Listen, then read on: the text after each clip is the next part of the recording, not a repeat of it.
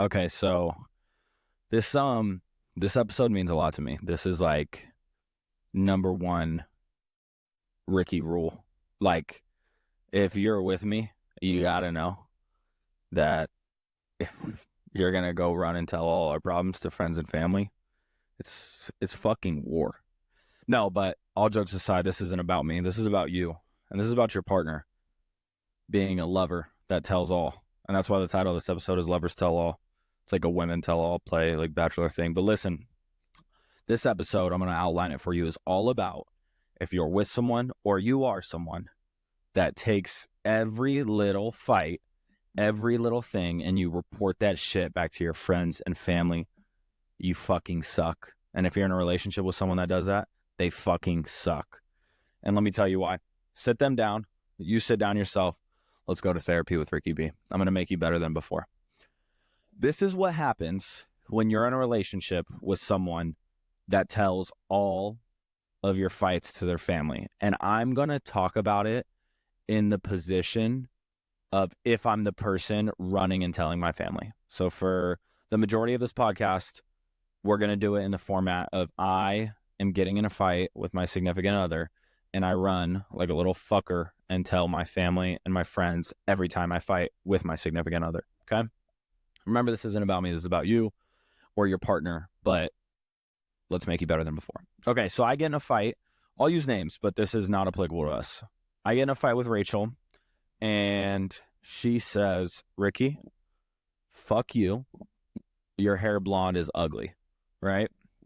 And I don't heal the fight. I don't remedy what the fight was about. And I'm going to go run to my best friend and I'm going to say, dog, so yeah, we were arguing. And then she takes it way, way out of line, dog. And she starts saying, oh, you're ugly as fuck, right? What did I just do? I just built a culture of distaste for my significant other with my closest friend. Huge fucking mistake. I got a DM already when I mentioned that I was going to do a podcast about this, and this girl was like, well, I need someone to talk to. What's so wrong with telling your friends and family? Let me tell you. So this fight is going to get remedied, right? I'm going to go to Rachel. I'm going to say, yo, I really didn't appreciate what you said to me. She's going to say, well, I didn't appreciate what you said to me, because it takes two to tango. I didn't appreciate what you did. I didn't appreciate you coming home late last night and turning off your phone or whatever the fuck it was that got us to that point, right? And I'm going to go, all right, well, you called me fucking ugly, and that's like the one thing, blah, blah, blah. We're going to remedy. Now we're all good. We kiss, we make up. We do all that we need to do to be on good terms, right? And now I go back to my friend in 2 weeks. I go back to my boy. I'm like, yeah, no, everything's all good. I'm planning a vacation with Ray. And he's like, whoa, whoa, whoa, whoa. You just let her slide for calling you ugly? I'm like, nah, honestly, bro. Like, we worked out. And he's like, oh, okay. But that distaste never left his mouth. Because when I invited him in, when I invited my friend in to our relationship problems, I invited him into the emotional weight of what I was telling him, but his feelings never get remedied. Only mine do. Because why would Rachel go remedy his feelings? That's not her job. That's not her responsibility. There's no point, and he's not in the relationship. But I made him a part of our relationship. But his feelings are never going to get remedied. He's never going to hear the part where Rachel says, I'm sorry. But why the fuck would she say sorry to my friend, right? Because he's not a part of our relationship, but I made him a part of our relationship. So let me tell you the key things that are wrong with this. One, if you're going to remedy with your partner, you just fuck them over with whatever group of people you told them, right? Because that distaste is likely not going to leave their mind. Two, you told the story from your point of view. So I forgot to tell my friend that I came home late that night and I turned off my phone and I was being sketchy, and that's what led to Rachel saying my hair looks stupid when it's blonde, right? And so I left all that out. Maybe a key portion of the story where my friend might have been like, I mean, honestly, G, you're kind of an asshole. Like, you probably deserved a little bit of a pushback, right? So I left that out. I told it in my point of view. I told it for my benefit. I left the distaste in their mouth, right? And I savored a little moment with my friend that even if they do, they're like, oh, yeah, bro, it's your relationship. Like, I'm glad you guys got through it. Like, shout out, right? If me and Rachel ever separate, right, he's going to be like, well, yeah, she honestly called you ugly anyway, man. Fuck her, right? He's always going to have that moment. And a fourth thing, actually, that is probably the most important, you lost a lot of respect for your relationship just then. If I have a friend that comes and tells me about all his relationship problems, this girl's a this fuck this bitch, I'm just saying if that's what I'm hearing. Oh, she was texting another dude, blah, blah. It's really not my business if y'all are going to get through it. Truly, it's not. But now that you've made it my business, a little bit of distaste, everything I've already listed, but I lost a lot of respect for your relationship. So now if I want to go on a couples retreat and I'm going to invite a friend, I'm like, you don't really have a strong enough relationship for me to even consider you. Or there's tons of other things, like when you guys come around a family party, a family get together, a family gathering, a friend gathering, I always kind of look at you guys like a little bit less. And that's probably judgment on my part. So like I'm wrong for that. But that's the general consensus of society. Have you ever been at a party or a fan and they're like, yeah, they're always arguing. They're because you made it everyone's business. Even worse than that is if you go and tell your family. This is public enemy decision number fucking one, right? So I get in a fight with Rachel and I go tell my sister, well, she did this to me and this to me and this to me. And now my sister will forever have a little distaste in her mouth about Rachel. This is what happens in families, and this is why you can especially not go tell your family. Because what happens is they never get over that. They never get over it, and there's someone that is indefinitely going to be there. So even with a friend, they move on. You distance yourself from friends. Sometimes when you have kids, you don't see your friends for a long time. There's tons of space and time in between each other. And that happens with family too. But with family, it's a blood connection. They're going to be around forever, and they will always remember that moment. And this is the issue with family. They've already accepted your bullshit because you are their family member. You have been around forever. They've spent, in my case, 25 years accepting my bullshit. But they just met Rachel 2 years ago. They haven't had 25 years of tenure to accept this person. They've had 2 years of tenure to accept this person. And what does that mean? That means that automatically my bullshit's going to be overlooked and their bullshit's going to be criticized. And you are fucking over your relationship. And it's honestly, more than anything, it's corny.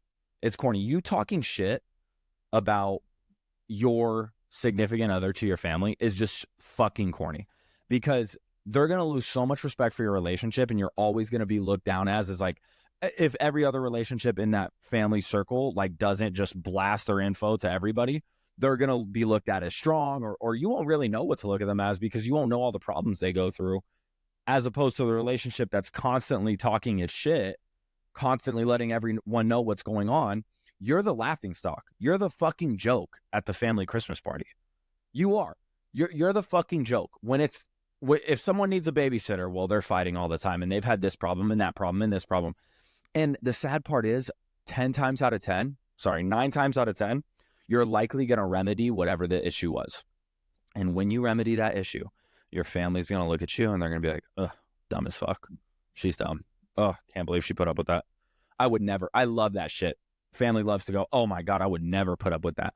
But I bet you if you start digging into them, uncovering their skeletons in the closet, they put up with some shit that maybe you wouldn't, right? But everyone sits at a place of judgment most of the time. I hate to like superimpose that on people, but unless you have a family that is extremely emotionally intelligent, and they know how to regulate emotion and not place judgment, which is like probably 1% of families, your relationship is just getting deteriorated moment by moment. And now you lose a lot of the support that you were probably needing at a later date, right? So like you may need support with your relationship in a later moment, and it might be support that's like, there's no blame to be placed. So like not financial support to where someone gives you money, but maybe your household is going through a hard time financially and you're looking for like support. You're just looking for like, I need a friend in this moment. So you go to your family. But over the last 2 years, every time your significant other made a mistake, you've let them fucking know. You've talked your little shit while you were angry.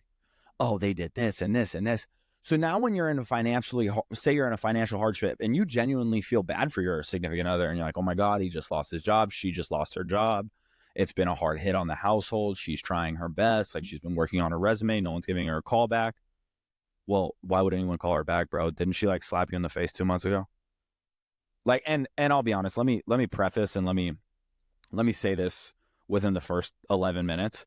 If you're being abused by your significant other or your like emotionally, verbally, or physically abused, or like they got you strung out on drugs, like there's a deeper issue at hand, like please tell your family, please go get help. There's a domestic violence hotline.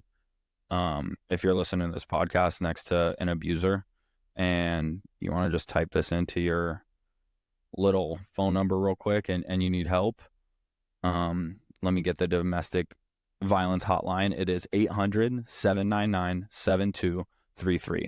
Or you can text BEGIN to 88788. And I say that because if you're in domestic violence, like this shit does not apply to you. This is just for the people that are gossiping about their relationship every fucking chance they get to their family and friends. That shit disgusts me. And back to the podcast. I had someone DM me and she was like, look, I need someone to talk to. Have you tried talking to your partner? Like, I hate to make that simple, but have you gone to your partner and remedied yet? And if you're saying, well, no, every time I try to talk to them, they yell at me. Well, has it been 25 minutes? Sleep on it. Before you go talk your shit to your family, your friend, sleep on it. Because when you wake up in the morning, you guys have makeup sex and everything's okay again, or it's 2 days down the road and you guys, laugh over the same scene in a movie and you're like, oh, I love you. Why were we fighting? Oh, so stupid. You're going to look like a fucking idiot because all your text messages are a reminisce of all the bad things about your partner that you fucking hate, right? And I hate to tell you, but all of that is energy. And you pouring that out into people and reiterating it, it's like an affirmation. Everything's an affirmation in life. So if you constantly tell your family and friends, God, his temperament is so bad. He's so impatient with me. We fight all the time because he's so impatient with me. He's so impatient with me. He's so impatient with me. Oh, Pookie, when you guys make up, oh, Pookie, why'd we fight? I love you. I know sometimes you just lose your temper, but I know it doesn't help when I'm constantly nagging at you and I never give you a second. I know it doesn't help when you ask me for 5 minutes and I won't even let you walk out the door. I know it doesn't help when I force the fight. You left all those details out when you were telling everybody that he's impatient with you, right? But let's get to the real reality of the situation. Now, all that energy you poured out of him having no patience with you, it just affirmed in the relationship. So the next time you're ready to fight, you're like, you have no patience with me. Even my sister knows it. My mom knows it. My dad knows it. They all know you have no patience. Why the fuck do they know that? Right? Because you've been talking your shit, affirming that your relationship struggles with patience. It's really a poison. It's a cancer to a relationship, right? And again, the next time you might need support in your relationship, the next time you might be looking for a little bit of love in your relationship, you need some guidance in your relationship, right? And you go talk, well, I know he's really impatient with you. Maybe that's not maybe someone's telling you about your significant other's impatience with you and that's not what you're looking for, and you're like, wait, what are you talking about? No, he's and then you got to discredit the claim. Like, no, he's actually really good with me. I was just mad when I told you that. Where is the substance in what you're saying? Because oftentimes I've found that people are sharing their fights with their partner while they're fighting. So that's what I'm saying. When you're like, I need someone to talk to, go talk to your fucking partner. Go remedy the problem. Go sleep on it. Give it a day. Give it 2 days. Give it a week. See if you guys make up, right? How many times have you blasted someone, especially an ex, and you know when you're about to get back with them, how fucking stupid you're going to look? You literally say like, oh my God, I don't even want to post you. I'm going to look so fucking dumb. You want to know why you're going to look fucking dumb? Because you told everybody your business, but you left out all the parts that might bring you back to that person. And I'm not saying that you should always get back with your ex, and I'm not saying that you look smart if you get back with your ex. You probably are a fucking idiot. But the point is, by you blasting all of your info, all of your little nitty gritty details, especially most of the time when you're blasting those nitty gritty details, it's just one-sided. By you doing that, you're losing all credibility in your relationship, and you just look like a dumbass when you guys work it out. And 9 times out of 10, you're going to work it out. Oftentimes, if you're complaining about the relationship and they're your ex, you're just talking shit about your ex, which is fine. Like, go talk shit about your ex then. They're a loser. They're a lame, whatever you want. If you're so concerned about your ex. But when you're actively in the relationship and you're sharing all your business with everyone, like, it just, from someone that is like against this, and I think this is a relationship killer because your family's never going to let that shit go, or your friends are never going to let that shit go. Even if they tell you they are, I promise they've stored that in the little back of their brain. When the time finally comes that you guys are good again, you lack respect, you lack dignity in your relationship, you lacked a closed door, you've let everybody in to know your business. There's a reason why you see like famous people get accused of things and they don't even respond, because they don't even want to open the door to what actually happened, because there's too much information there for people to sort through. And you shouldn't be taking all the information in your relationship and allowing someone else to sort through it, especially when you're telling the story most of the time from your point of view. So I have to say this. If you do need someone to talk to, and it's like not about domestic, I already mentioned domestic violence and shit, like you go get help. But if you need someone to talk to and you're going to go talk to your family or friends, one, have you remedied with your partner first? Because I get it. Sometimes you're like, I really need a helping hand. I need another voice in this. Have you remedied with your partner? So if you've remedied with your partner, it doesn't mean that everything's kosher. It doesn't mean you guys are, wrestling naked on the couch. It doesn't mean everything's kosher, but have you guys come to an understanding like, yo, we're not fighting. We don't see eye to eye. We're going to agree to disagree, but we're not actively in a fight right now. That's step one. Next, when you tell the story, are you telling the absolute truth, right? So when you tell your mommy, I just need guidance right now. Like, I need to come to you for this. Like, can you help me? Or your best friend, tell every part. Say, yeah, he came in late, so I spit on the ground next to him and said he was worthless. So then he called me a bitch. And then I told him that I thought he was ugly. And then I told him I never liked him and that I miss my ex. And then he told me that he misses his ex. And now we hate each other and we were arguing for so long.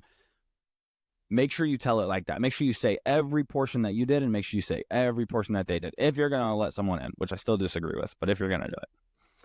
And then finally, share with that person that their opinion is fucking dirt to you. Say, I needed to vent. You're my trusted, most closest comfort confidant, so I came to you. But if you think I should break up with them, or if you think that I should have said this or they should have done that, it's null and void, because I already been done and decided that we're good. Like, me and my partner already decided that we're good. So there's no need for you to give me your opinion on whether or not we should be together, yada, yada, yada. I think this podcast is so straightforward this time. And it's like, I wonder if I'm nailing the perspective that you guys are trying to look from, because for me, this is just such a no-no. And I like to break down the end of these podcasts into something that's tangible for you to understand. If you are telling all of your relationship business to other people, you are discrediting your relationship. You are losing respect for your relationship. You are hurting your relationship. It is unhealthy. If you're in a relationship with someone that does that, I'm sure it fucking pisses you off to walk into Christmas parties and know everyone's looking at you and they know every little itty bitty tiny mistake you've made. And I promise if they tell you that they're not going to treat them any different, they're treating them different. They're treating them different. And that's the biggest thing. If you actually love your partner, you're setting them up to be treated differently than everybody else because you're talking shit about them. And that's fucking weird. And ultimately, I want to hit this point home. If you're talking shit about your partner to someone and then you are continuing to be with them, what does that make you? So if your partner's impatient, if your partner's an asshole, if your partner has a tiny pee-pee, if your partner is ugly inside and out, if your partner because domestic violence is totally different. But if your partner throws shit at the wall when they're angry at you and they scare you, that's also abusive. All right, those last two examples are awful. You need to get help if that's happening to you. But all the other shit, right? If your partner is really insecure and always brings up your exes, right? Whatever it is, and you're with them, what does that make you? Does it make you better than them? Because you're the one that's laying next to them at night and sleeping with them. So if they have all these problems, why are you with them? And everybody knows about all their problems. So I'm sure they're asking themselves, why is she with him? Maybe you're not telling all of your problems too. But look, I want to make this tangible for you. Stop talking shit about your relationship to other people. You're losing respect as your relationship's entity is losing respect. I'm losing respect for you. Everyone else is losing respect for you as soon as you make it kosher with them again. And you're setting up your partner to go be treated differently by your friends and family, which is ice cold and honestly bullshit. And if you're in a relationship with someone that keeps shooting out your business to other people and telling everyone about all the fights you guys get into, they're the wrong person for you. You got to move on. You got to move on because they suck. Okay.